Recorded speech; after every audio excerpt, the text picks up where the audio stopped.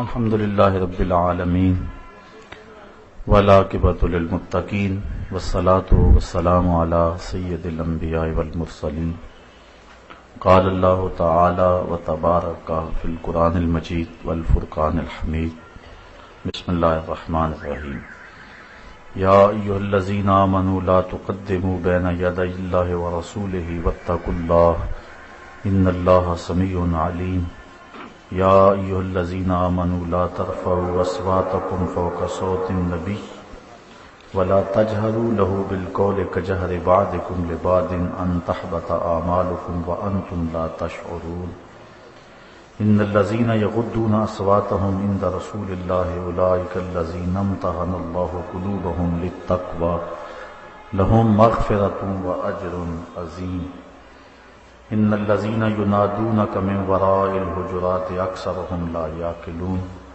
ولو انهم صبروا حتى تخرج اليهم لكان خيرا لهم والله غفور رحيم صدق الله مولانا العظيم وصدق رسوله النبي الكريم الرؤوف الرحيم اللهم نور قلوبنا بالقرآن وزين اخلاقنا بالقرآن وادخلنا الجنة بالقرآن ونجنا من النار بالقرآن قال الله تعالى وتبارك في شان حبيبه مخبرا وآمرا ان الله وملائكته يصلون على النبي يا أيها الذين آمنوا صلوا عليه وسلموا تسليما الصلاة والسلام عليك يا رسول الله وعلى آلك وأصحابك يا حبيب الله الصلاة والسلام عليك يا رسول الله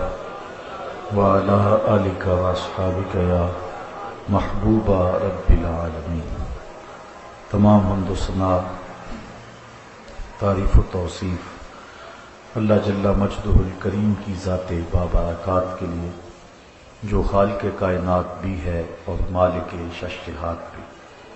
اللہ جل وعلا کی حمد و ثنا کے بعد حضور نبی اکرم شفیع امم رسول محتشم نبی مکرم اللہ کے پیارے امت کے سہارے رب کے محبوب دانائے غیوب مالک رقاب امم فخر عرب و عجم والی کون و مکان سیاہ لا مکان سید انس و جان سرور لالا رخاں نیر تاباں سر نشین مہوشاں ماہ خوباں شہنشاہ حسینہ تتیمہ دوراں سر خیل زہرہ جمالاں جلوہ صبح ازل نور ذات لم یزل باعث تکوین عالم فخر آدم و بنی آدم نیر بدہا رازدار ما اوہا شاہد ما طغا صاحب علم نشرہ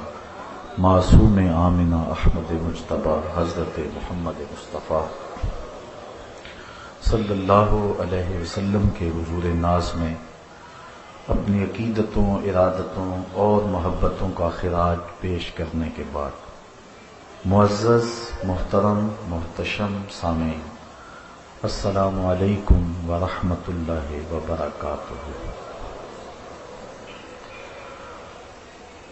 آج کی یہ بابرکت ذی وقار اور بارونق لبیک یا رسول اللہ کانفرنس جو آپ کے یہاں منعقد ہوئی ہے اپنے آقا و مولا حضور ختمی المرتبت صلی اللہ علیہ وسلم کے حضور ناز میں اپنی عقیدتوں ارادتوں اور نیازمندیوں کا خراج پیش کرنے کے لیے منعقد کی گئی ہے اور اپنے آقا سے تجدید عہد غلامی کرنے کے لیے ہم یہاں جمع ہوئے ہیں۔ اللہ تعالیٰ میری آپ کی حاضری اپنی بارگاہ میں قبول فرمائے۔ معززین شہر علماء کرام بالخصوص حضرت صاحبزادہ والا مرتبت جانشین شیخ الحدیث صاحبزادہ حامد رضا صاحب زیدہ مجدہ اپنی گوناگوں مصروفیات کے باوجود جلوہ فراز ہوئے، ہم تہہ دل سے ان کے شکر گزار ہیں۔ اللہ ہم سب کو حضور علیہ الصلوۃ والسلام کے سینے کا فیض اور نور نصیب فرما۔ میں نے آپ کے سامنے سورہ حجرات کی ابتدائی یہ 5 آیات میں نے آپ کے سامنے تلاوت کی ہیں، اور مجھے آپ کی ایک ایک لمحے کی توجہ درکار رہے گی۔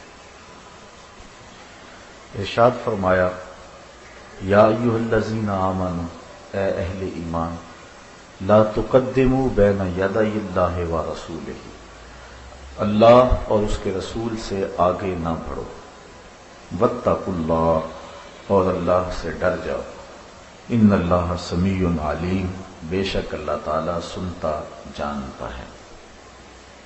واقعہ اس طرح ہوا، بڑی عید کا موقع تھا، حضور علیہ السلام کے کچھ اصحاب نے تقرب اللہ کے لیے، اللہ کی رضا جوئی کے لیے اپنی قربانیوں کے جانور ذبح کر دیے، اور ذبح کرنے میں جلدی یہ ہوئی کہ حضور علیہ السلام نے ابھی اپنے جانور ذبح نہیں کیے تھے کہ انہوں نے پہلے ہی ذبح کر دیے، حتیٰ کہ عید سے بھی پہلے اپنے جانور ذبح کر دیے۔ دوسرا شان نزول علماء نے بیان فرمایا ہے، یا یہ ہے کہ شعبان کے 29 ایام گزرنے کے بعد چاند دیکھنا چاہیے، اور اگر چاند نظر آ جائے تو ٹھیک، ورنہ 30 دن شعبان کے پورے کرنے چاہیے۔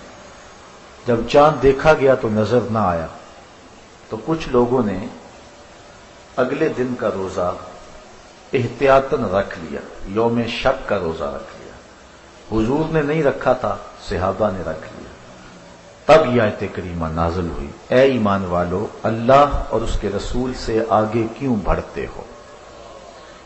حضور علیہ السلام نے ارشاد فرمایا، تمہاری قربانیاں تیزی کا گوشت ہیں، جلد بازی کا گوشت ہیں، جس کو تم کھا سکتے ہو، تمہارے لیے حلال ہے، لیکن قربانیاں نہیں ہیں۔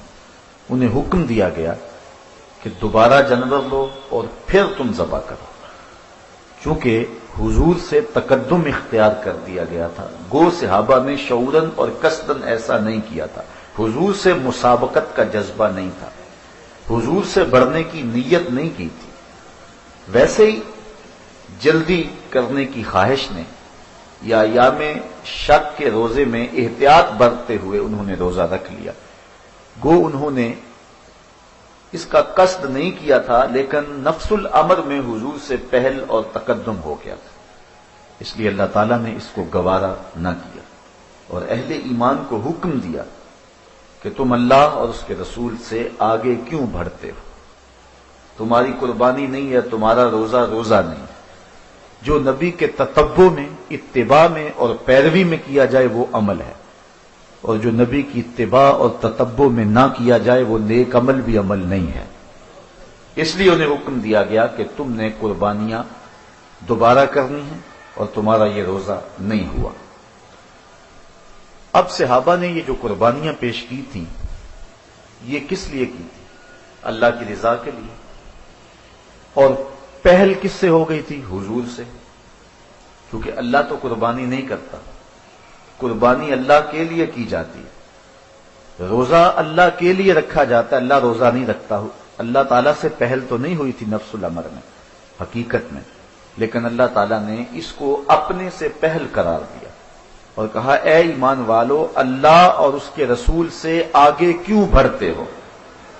جبکہ بڑھے تو وہ حضور سے ہیں، لیکن اللہ تعالیٰ نے رسول کریم سے بڑھنے کو اپنے سے بڑھنا قرار دیا۔ یہاں میں اگر گفتگو طوالت کے ساتھ کرنا چاہوں تو ایک لمبا وقت درکار ہے، اگر 2 لفظوں میں سمیٹنا چاہوں تو اپنا عقیدہ یوں آپ کے سامنے رکھوں گا کہ ہم یہ نہیں کہتے کہ اللہ اور اس کے رسول کی ذات ایک ہے، اگر کہیں گے تو کفر ہوگا۔ ہم یہ نہیں کہتے کہ اللہ اور اس کے رسول کی ذات ایک ہے، ہم کہتے ہیں ذات ایک نہیں مگر بات ایک ہے۔ اس لیے اللہ تعالیٰ نے رسول کریم سے بڑھنے کو اپنے سے بڑھنا قرار دیا، اور اس آیت کریمہ کے نزول کے بعد بالخصوص صحابہ نے اس بات کا التزام کیا کہ کسی عمل میں مسابقت پھر نہیں۔ حضرت عثمان غنی رضی اللہ تعالی عنہ کا عمل دیکھ لیجئے صلح حدیبیہ کے موقع پہ، جب انہیں سفیر بنا کر حضور بھیجتے ہیں قریش مکہ کے پاس، تو انہوں نے کہا کہ ہم مسلمانوں کو عمرہ نہیں کرنے دیں گے، چلو عثمان تم آگے ہو، اللہ کا گھر سامنے ہے، تم عمرہ کر لو، طواف کر لو، حجر اسود چوم لو، حتیم میں نفل پڑھ سکتے ہو، تم ہمارے رشتہ دار بھی ہو، آ بھی گئے ہو، تم عمرہ کر لو۔ حضرت عثمان رضی اللہ تعالیٰ عنہ نے کہا اگر میرے رسول عمرہ نہیں کریں گے تو عثمان بھی نہیں کرے گا۔ دل ترس رہا تھا کعبے کے دیدار کے لیے، کتنا عرصہ ہوا تو چھوڑا تھا اس شہر نور کو، اور کعبۃ اللہ کا طواف کیے عرصہ بیت گیا تھا، دل مچلتا تھا، جذبے گڑائیاں لیتے تھے، لیکن کہا جب حضور طواف نہیں کریں گے تو عثمان بھی نہیں کرے گا۔ حضرت عمر رضی اللہ تعالیٰ عنہ کی بھی سن لیجیے، طواف کرتے کرتے رکے، حجر اسود کے پاس آئے، چومنے لگے تو رک گئے، کہا اے حجر اسود میں تجھے کبھی نہ چومتا اگر میرے رسول نے تجھے چوما نہ ہوتا، میں تجھے اس لیے چوم رہا ہوں کہ میرے نبی نے تجھے چوما ہے، ہم نے قطرہ دیکھا نہ کبھی دریا پہ غور کیا، بس جہاں تیری جھلک نظر آئی وہیں ڈوب گئے۔ ہمارے استاد فرمایا کرتے تھے ہم بڑے غیرت مند لوگ ہیں، نہ مانیں تو بڑے بڑے شہنشاہوں کو نہ مانیں، اور اگر ماننے پہ آ جائیں تو مدینے کی گلی کے کتے کو بھی مان جائیں۔ تو اس نسبت کا احترام ہے، کہا حجر اسود میں تجھے کبھی نہ چومتا اگر میرے رسول نے تجھے نہ چوما ہوتا۔ اللہ نے جن کو نصیب کیا انہوں نے تو منظر دیکھا ہوگا، جن کا نصیب ابھی تک نہیں جاگا، آج کی مجلس میں آپ لوگوں کے نام میری دعا ہے، اللہ آپ سب کو در رسول کی اور اپنے در کی حاضری نصیب فرمائے۔ سچی بات ہے، جس نے دیار نور نہیں دیکھا اس نے کچھ بھی نہیں دیکھا۔ اب وہاں حرم الہی میں ایک منظر ہوتا ہے کہ لوگ حجر اسود کو چومنے کے لیے جس بے تابی کا اظہار کرتے ہیں وہ بڑا دیدنی ہوتا ہے۔ میں نے کمزور سے کمزور اشخاص کو بھی دیکھا ہے کہ وہ اپنی جان ہتھیلی پہ سجا کے حجر اسود کو چومنے کا رزق لے رہے ہوتے، جو طواف بھی لڑکھڑا کے کرتے ہیں وہ حجر اسود کے اس رش میں گھس رہے ہوتے ہیں، جان کا اندیشہ بھی ہے لیکن پھر بھی اس پتھر کے لیے انسان اتنی تڑپ رکھتا ہے، اتنی محبت رکھتا ہے کہ وہاں انسان اشش کر اٹھتا ہے کہ اتنا پیار، اتنی محبت۔ اچھا پھر جس کو موقع نصیب ہو جاتا ہے پھر وہ حجر اسود کو چومے چلا جاتا ہے، کبھی اوپر سے چوم رہا ہے، کبھی نیچے سے چوم رہا ہے، کبھی دائیں سے کبھی بائیں سے۔ کسی نے کہا یہ سمندر پار سے آئے لوگ بڑے دیوانے ہیں، اگر حجر اسود کو چومنے کا موقع نصیب ہو گیا ہے تو ایک مرتبہ چوم لیں اور جان چھوڑ دیں، یہ تسلسل کے ساتھ چومے چلے جا رہے ہیں، یہ تو دیوانے لوگ ہیں۔ تو میں نے کہا میاں اصل بات یہ ہے کہ یہ پتھر نہیں چوم رہے، یہ کسی کے ہونٹوں کے نشان ڈھونڈ رہے ہیں، یہ کسی کے لبوں کا لمس تلاش کر رہے ہیں۔ ایک جگہ سے چومتے ہیں، خیال آتا ہے حضور نے ادھر سے نہ چوما ہو، ادھر چومتے ہیں خیال آتا ہے ادھر نہ چوما ہو، پھر خیال آتا ہے حضور نے نیچے سے نہ چوما ہو، پھر خیال آتا ہے حضور نے اوپر سے نہ چوما ہو۔ میں نے کہا میاں یہ پتھر نہیں چومتے، یہ کسی کے ہونٹوں کے نشان ڈھونڈ رہے ہیں۔ تو حجر اسود کو حضرت عمر رضی اللہ تعالیٰ عنہ چومتے ہوئے رک گئے، کہا میں کبھی نہ چومتا اگر میرے رسول نے تجھے چوما نہ ہو۔ بلکہ صحابہ نے اس بات کا التزام رکھا کہ حضور سے صوری اور مانوی کسی انداز سے بھی تقدم نہ ہو۔ حضرت سیدنا صدیق اکبر رضی اللہ تعالی عنہ کی کہانی سنیے۔ بنی عمر بن عوف کی صلح کروانے کے لیے حضور تشریف لے گئے، بخاری کے اندر روایت موجود ہے۔ حضرت صدیق اکبر رضی اللہ تعالی عنہ سے مؤذن نے کہا کہ میں اذان پڑھوں تو آپ جماعت کروا دیں کیونکہ حضور کو تاخیر ہو گئی۔ انہوں نے اذان پڑھی، آپ مصلی پہ کھڑے ہو گئے، صحابہ پیچھے صفے باندھے کھڑے تھے۔ حضرت سیدنا صدیق اکبر مصلی پہ ہیں، بلکہ ترمذی کے لفظ ہیں، ایام مرض میں حضور نے فرمایا کہ ابو بکر کو حکم دو کہ لوگوں کو نماز پڑھائیں، 3 مرتبہ کہا۔ اور جب حضرت عائشہ رضی اللہ تعالیٰ عنہ نے بار بار کہا کہ حضور وہ رقیق القلب ہے، کسی اور کے لیے حکم جاری کیجئے، تو حضور نے پھر فرمایا انتن صواحب یوسف والی عورتیں نہ بنو، ابو بکر کو حکم دو۔ یہ بخاری کے لفظ ہیں، اور آگے ترمذی کے لفظ ہیں، حضور نے فرمایا لا ينبغي لقوم فیہم ابو بکر ان یؤمہم غیرہ، کسی قوم کے لیے مناسب ہی نہیں کہ ابو بکر ان کے اندر رہتے ہو اور امامت کوئی اور کروائے، کہا انہیں حکم دو۔ حضرت ابو بکر صدیق مصلی پہ، لوگ پیچھے صفیں باندھے کھڑے، حضور جلدی فارغ ہو گئے تو تشریف لائے تو جماعت کھڑی تھی۔ اب جب پیچھے والے لوگوں نے دیکھا کہ حضور آگے ہیں تو انہوں نے راستہ چھوڑنا شروع کر دیا۔ پچھلی صف سے لے کر کے مصلی تک راستہ بن گیا۔ اب میں اس سوچ کو کدھر لے جاؤں کہ نبی کا خیال نماز میں آئے تو نماز ٹوٹ جاتی۔ صرف ہمت بسوئے شیخ و امثالیاں عزم و زمین، گو بجناب رسالت ما بچندی بدتر از استغراق گاؤ خر خود است۔ کیا کیا بولی گئی اور کیا کچھ کہا گیا۔ شاید یہ حدیث نظر سے گزری ہوتی تو یہ عقیدہ کبھی معرض وجود میں نہ آتا۔ پیچھے سے لے کر کے، اور میں پوچھتا ہوں کہ یہ ہماری مسجدیں نہیں تھیں کہ 2-3 صفیں ہوتی تھی، صحابہ کی جماعت کھڑی ہوتی تھی تو صحابہ تو کہتے ہیں مومن کافر میں فرق کی نماز کو سمجھتے تھے، تو کتنے لوگ تھے، اور پیچھے سے لے کر کے آگے تک جو ہے وہ صحابہ نے نماز کے اندر حضور کو پروٹوکول دیا، نماز کے اندر حضور کے لیے جگہ بنائی، بلکہ تصفیق کرتے تھے، ہاتھ کی پشت پہ ہاتھ مارنا تاکہ اگلے والے متنبہ ہو جائیں، اور وہ راستہ چھوڑے جاتے تھے، حتیٰ کہ حضور پیچھے آگے پہلی صف میں پہنچ گئے۔ حضرت ابوبکر صدیق جب نماز پڑھاتے تھے تو وہ دائیں بائیں التفات نہیں کیا کرتے تھے، لیکن صحابہ نے اتنی کثرت سے اپنے ہاتھوں کی پشتوں پہ ہاتھ مارے کہ وہ سمجھ گئے کہ کوئی غیر معمولی واقعہ پیچھے ہوا۔ جب انہوں نے غور کیا تو حضور کھڑے تھے۔ حضرت ابوبکر صدیق رضی اللہ تعالیٰ عنہ جو نماز پڑھا رہے ہیں، انہوں نے مصلی سے پیچھے سرکنا شروع کیا۔ آقا کریم علیہ السلام نے ان کو فرمایا کہ تم اپنی جگہ پہ کھڑے رہو اور نماز پڑھاؤ، لیکن حضرت صدیق اکبر رضی اللہ تعالیٰ عنہ نے ہاتھ کھڑے کر کے اللہ کی حمد کہی اور اس پیچھے مصلی پہ سرک آئے۔ حضور مصلی پہ چلے گئے، نماز سے فراغت ہوئی، سلام پھرا۔ حضور نے فرمایا ابو بکر، جب میں نے کہا جو تھا کہ تم نماز پڑھاتے رہو تو پھر تم پیچھے کیوں آ گئے، تم آگے کیوں نہ رہے؟ تو حضرت ابو بکر صدیق رضی اللہ تعالیٰ عنہ کے لفظ سنیے، کہنے لگے ما کانا لابن ابی قحافہ ان یؤم النبی صلی اللہ علیہ وسلم، حضور ابو قحافہ کے بیٹے کی یہ جرأت کب ہوئی کہ رسول اللہ کے آگے کھڑا ہو کے نماز پڑھائے؟ تو حالت نماز کے اندر بھی حضور سے پیچھے آ گئے اور پیچھے سرک آئے، تقدم اختیار نہیں کیا ہے۔ تو کہا اے ایمان والو، اللہ سے اور اس کے رسول سے آگے نہ بڑھو، واتقوا اللہ، اور اللہ سے ڈر جاؤ، ان اللہ سمیع علیم، بے شک اللہ سنتا جانتا ہے۔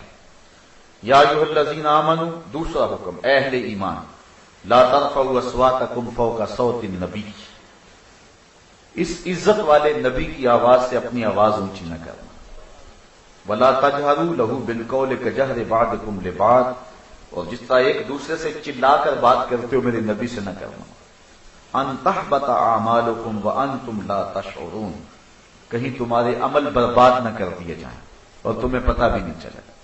ایک ہے ضبط کرنا، ایک ہے ہبط کرنا۔ جو چیز ضبط ہو سلو پر واپسی ہو جاتی ہے، اور جو چیز ہبط ضائع کر دی جائے وہ ناراضگی ختم بھی ہو واپس نہیں ہو۔ کہا میرے نبی کی آواز سے تمہاری آواز بھی اونچی ہو گئی تو عمل ضائع کر دوں گا، تمہیں پتہ بھی نہیں چلنے دوں گا، تم سمجھو گے ہمارے دامن میں بڑی نیکیاں ہیں، لیکن پلے میں کچھ بھی نہیں ہوگا، سارے اعمال لٹ جائیں گے اگر میرے نبی کی آواز سے تمہاری آواز بھی اونچی ہو۔ یہ اتنی نازک بارگاہ ہے۔ علامہ اقبال علیہ رحمہ نے عزت بخاری کے شعر کو اپنے کلام میں درج کیا ہے، ادب گاہیز زیر آسماں از عرش نازک تر، نفس گم کردہ می آیت جنید و با یزیدی ہے۔ کہتے ہیں یہ وہ عزت والی بارگاہ ہے جہاں جنید بغدادی اور بایزید بستامی آئیں، وہ بھی سانسوں کو روک کے آتے ہیں۔ یہاں سانسوں کا شور بھی بے ادبی کہلاتا ہے۔ یہ اتنی عظیم المرتبت بارگاہ ہے کہ یہاں آواز کا لہجہ بھی بلند نہ ہونے پائے، اور صحابہ اس آیت کریمہ کے نزول کے بعد اپنی آوازوں کو اتنا پست رکھتے تھے کہ حضور کی موجودگی میں جب بات کرتے تو سرگوشی کے انداز میں کرتے، اور یہ حضور علیہ السلام کی حیات ظاہریہ میں بھی حکم باقی تھا، اور حضور کے وصال با کمال کے بعد بھی حضور کے روضہ نور کے پاس یہ ادب، اس کی رعایت کرنے کا حکم امت کو آج بھی باقی ہے کہ آواز کو اونچا نہ کیا جائے۔ بلکہ امام مالک کی سنی، جنہیں امام دار الہجرہ کہتے ہیں۔ امام دار الہجرہ اس لیے کہتے ہیں، مدینے کے ناموں میں سے ایک نام دار الہجرہ ہے، اور یہ ساری زندگی مدینہ شریف میں رہے، صرف زندگی میں ایک حج کیا، دوسری مرتبہ نہیں گئے۔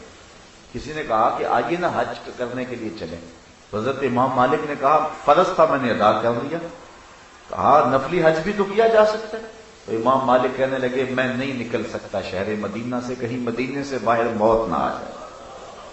حضور علیہ السلام نے ارشاد فرمایا جس کو استطاعت ہو کہ وہ مدینے میں فوت ہو تو وہ مدینے میں مرے، جو مدینے میں فوت ہوگا میں اس کے ایمان کی ضمانت دوں گا۔ یہ بہت بڑی سعادت ہے۔ میں نے ڈاکٹر کے بی نسیم صاحب کو جواز المدینہ ہوٹل کے تہ خانے کے اندر دیکھا، ایک بوڑھے شخص کے ساتھ وہ رہتے تھے۔ کسی زمانے وہ پشاور یونیورسٹی کے شعبہ فارسی کے انچارج رہے ہیں، بہت بڑا نام ہے۔ حضرت سلطان باہو علیہ رحمہ کی جتنی کتابیں فارسی سے اردو میں انہی نے منتقل کی ہیں، تو یہاں ان کا خاصا کام تھا، پہچان تھی، عزت تھی۔ مجھے بھی پتا تھا کہ یہاں کیوں رہ رہے ہیں، لیکن میں نے ان کو اس کے باوجود کہا کہ حضرت آپ یہاں کیوں رہ رہے ہیں؟ تو ان کی آنکھوں میں آنسو آ گئے، کہنے لگے میں صرف موت کا انتظار کر رہا ہوں۔ اس مرتبہ جب ہم حضور کے دیار نور پہ گئے تو ایک دن عصر کی نماز پڑھ کے باہر نکلے تو بقیع کی جانب جہاں دار التجہیز بنا ہوا ہے، جن لوگوں نے شہر نور دیکھا ہے وہ منظر سامنے آ گیا ہوگا، تو وہاں عصر کی نماز کے بعد ہم چائے پینے کے لیے بیٹھ گئے۔ ایک بوڑھا شخص جس کی عمر 70 سال کے قریب ہو، اس کی ایک ٹانگ لکڑی کی تھی، وہ ہمارے پاس آ کر کے بیٹھ گیا اور اس انداز سے اس نے حضور کی سنت داڑھی کو خراج پیش کیا کہ اگر ہمارے موجودین میں سے اگر کسی شخص کے چہرے پہ حضور کی سنت کا نور نہ ہوتا تو ممکن نہیں تھا کہ وہ دوبارہ داڑھی منڈوا دے۔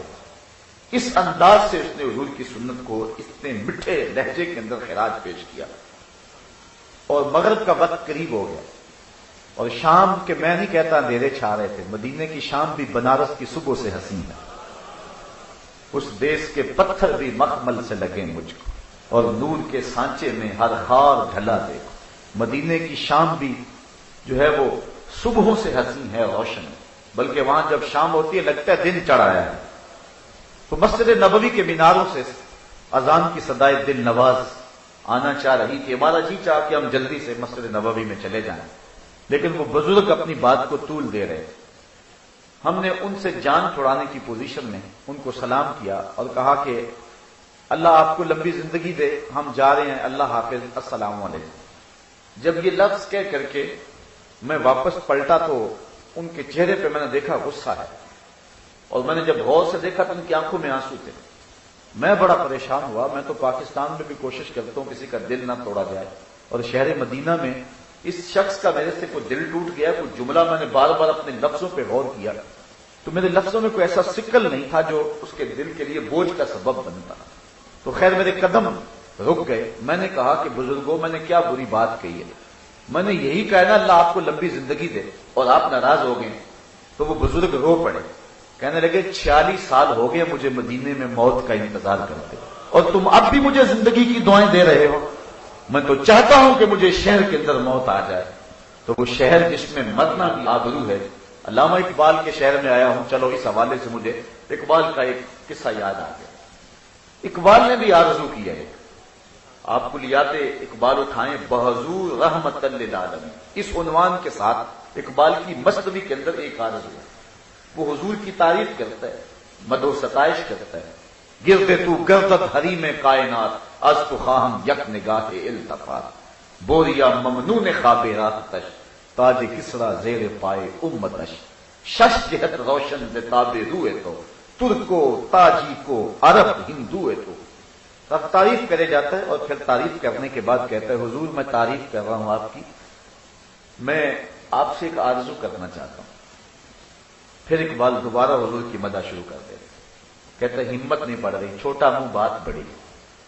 پھر اس کے بعد دوبارہ کہتا ہے آپ رحمت للعالمین ہیں، اس لیے میرا حوصلہ بڑھ رہا ہے اور میں عرض کر رہا ہوں۔ اور وہ عرض کیا ہے؟ کوکبم را دیدائے بیدار بخش، مرکدے در سایہ دیوار بخش، میرے مقدر کے ستارے کو روشنی دے دیجئے، مجھے اپنے روزے کی دیوار کے سائے میں قبر دے دیجئے۔ آرزو دارم کے میرم در حجاز، میری آرزو یہ ہے کہ میں مروں تو اس مٹی پہ میری موت آئے۔ اچھا یہاں تک عجز ہی عجز ہے، لیکن اس واقعہ کو بیان کرنے کے بعد، اس عرض کو بیان کرنے کے بعد آپ بس میں پڑے، اقبال کے تیور بدل گئے۔ پھر اقبال آسمان کی طرف سر اٹھا کے کہتا ہے پھر جب مجھے یہ اعزاز مل جائے تو پھر میں اس آسمان کو کہوں لانا اپنے ستارے، لا شمس و قمر، اے آسمان اپنے دامن میں چمکتے ہوئے یہ کمکمے اور یہ ستارے جن پہ تمہیں ناز ہے، ذرا لے گیا میری قبر کے ذروں کا مقابلہ تو کر کے دکھا۔ چونکہ میری قبر کوچہ محبوب میں بنی ہوئی ہے، تیرے ستارے میری قبر کے ذروں کا مقابلہ نہیں کر سکتے ہیں۔ تو حضرت امام مالک ساری زندگی حضور کے در نور پہ رہے۔ بول و براز کے لیے آپ مدینہ شریف کی حدود سے باہر نکلتے، تیزی سے دوڑتے، پھر واپس پلٹ آتے اور کہتے کہیں باہر مجھے موت نہ آ جائے۔ اور آپ کے اکثر کندھے زخمی رہتے تھے، اور کندھے زخمی اس لیے رہتے تھے کہ دیواروں کے ساتھ لگ لگ کے چلتے تھے، گلیوں میں نہیں چلتے تھے کہ حضور کے قدموں کے نشان پہ میرا کوئی قدم نہ آ جائے۔ یہ امام مالک کی محبت۔ 40 سال تک حضرت امام مالک نے حضور کے روضہ نور کے پاس بیٹھ کے درس حدیث دیا۔ 40 سال۔ امام شافعی کہتے ہیں کہ میں امام مالک سے پڑھنے آیا، ایک ادا ہی مجھے کھا گئی اور پھر میں انہی کا ہو کے رہ گیا۔ امام مالک جب حدیث روایت کرتے، محدثین کا طریقہ ہے، وہ کہتے ہیں کالا کالا رسول اللہ صلی اللہ علیہ وسلم، کہ حضور نے فرمایا، لیکن امام مالک حضور کے روضے کے پاس ہی بیٹھے تھے اور روضہ کی طرف اشارہ کر کے کہتے کالا کالا صاحب و حاضل مزار، اس مرکز نور کے مکین نے کہا ہے۔ تو کہتے ہیں کہ لفظ کھا گئے مجھے، اور میں نے کہا میں نوکری کروں گا ساری زندگی شخص کی۔ پھر امام شافعی نے ایک طویل عرصہ امام مالک کی صحبت میں گزارا۔ امام مالک نے 40 سال تک حضور کے روضہ نور کے پاس بیٹھ کے درس حدیث دیا ہے، اور 40 سال میں ایک بار بھی ایسا نہیں ہوا کہ کتاب کے ورق کے پلٹنے کی آواز بھی پیدا ہونے دی۔ 40 سال میں کتاب کے ورق کے الٹنے کی آواز بھی پیدا نہیں ہونے دی۔ یہ حضور کی چوکھٹ کا درد ہے۔ لے سانس بھی آہستہ کے دربار نبی، اے ایمان والو میرے نبی کی آواز سے آواز اونچی نہ کرنا۔ آج اس دور سے ہم گزر رہے ہیں، آج 72-73 فرقے جو حال کر رہے ہیں، الیاذ باللہ، لوگوں نے اپنی بحث کا مرکز بنایا ہوا ہے۔ نبی اس لیے مبعوث تو نہیں ہوئے کہ تم ان کا علم اور ان کے اختیار ناپو اور تولو، نبی تو اس لیے دلوا فراز ہوئے تھے کہ ان کی تعلیمات پہ عمل کر کے اپنی زندگی سوارو، اگر ضرورت پڑے تو نبی کے نام پہ جان بھی مار دو۔ لیکن آج کیا کچھ ہو رہا ہے، میں کہا کرتا ہوں ڈٹھے ورق قرآن دے پھول سارے، تیری شان جیا نہیں کوئی ہو ڈٹھا، تیری شان دا کرے مقابلہ جیڑا انہوں عاشقاں اصلی چور ڈٹھا۔ کوئی نور آکھے کوئی بشر آکھے، پیدا رات دنے ایہو شور ڈٹھا، اللہ والیاں گل مکا دیتی تو سا ہور ڈٹھا سا ہور ڈٹھا۔ پتہ نہیں تم نے کس کو دیکھا جو سکی بیٹی کو بھی نہیں بخشوا سکے۔ وہ کسی نے کہا تھا تو میں نے جواباً کہا، میں نے کہا میاں آج تو لوگ اسے ووٹ بھی نہیں دیتے جو تھانے سے نہ چھڑا سکے، سنبھلتا نہیں جن سے اپنا دوپٹہ، سنبھالیں گے کیا وہ کلیجہ کسی۔ تم اس کی بات کرتے ہو جو سکی بیٹی کو بخشوا نہیں سکتا، ہم اس کے قصیدے پڑھتے ہیں جس کی انگلی اٹھے چاند کے ٹکڑے ہو جائیں۔ تم اس کی بات کرتے ہو جس کے چاہنے سے کچھ نہیں ہوتا، ہم اس کے قصیدے پڑھتے ہیں کہ جو چاہ لے تو خدا قبلے بدل دے۔ تم اس کی بات کرتے ہو جو سکی بیٹی کو بخشوا نہیں سکتا، ہم اس کی نعت خوانی کرتے ہیں جس نے کہا فاطمہ جنتی عورتوں کی سردار ہے۔ ہم تو اس نبی کے قصیدے پڑھتے ہیں، می بریا کستوریاں دا جدوں یار نچوڑیاں زلفاں۔ آپ کا ذوق سلامت ہے کہ نہیں؟ می بریا کستوریاں دا۔ اب ہمارا حق ہے کہ ہم حضور کے قصیدے پڑھیں۔ مغرب نے سمجھا تھا شاید ان کے جذبات ٹھنڈے ہو جائیں گے، لیکن اقبال کہتا ہے مسلمان کو مسلمان کر دیا طوفان مغرب نے۔ مسلمان کے اندر ایک جذبہ پیدا ہوا ہے، پوری امت کے اندر ایک حرارت پیدا ہو گئی۔ بدقسمتی یہ ہے کہ ہمارا لیڈر کوئی نہیں ہے۔ چمن میں رخت گل شبنم سے تر ہے، سمن ہے سبزہ ہے باد سحر ہے، مگر ہنگامہ ہو سکتا نہیں گرم، یہاں کا لالا بے سوز جگر۔ 56-57 اسلامی ملکوں کے حکمران بے غیرت ہو گئے ہوئے، اس وجہ سے جو ہے وہ انقلاب نہیں آ رہا، ورنہ لوگوں کے اندر ایک جذبہ ہے، اور میں نے جگہ جگہ دیکھا ہے لوگوں کے سینے میں ایک طوفان ہے، ایک جذبہ لیے ہوئے لوگ گھوم رہے ہیں اور مرنے کے لیے تیار ہیں لوگ۔ تو یہ ایک امت کے اندر جذبہ پیدا ہوا۔ تو مغرب نے سوچا تھا شاید ہم ان کے سینے سے عشق کی وہ چنگاری چھین لیں گے، لیکن مغرب اب دیکھ لے کہ یہ چنگاری اب شعلہ جوالہ بن گئی ہے، اور کائنات کا کوئی گوشہ ایسا نہیں ہے جہاں اس نے محمد کے قصیدے نہ پڑھے جا رہے ہیں۔ شاید آپ نے دیکھا ہو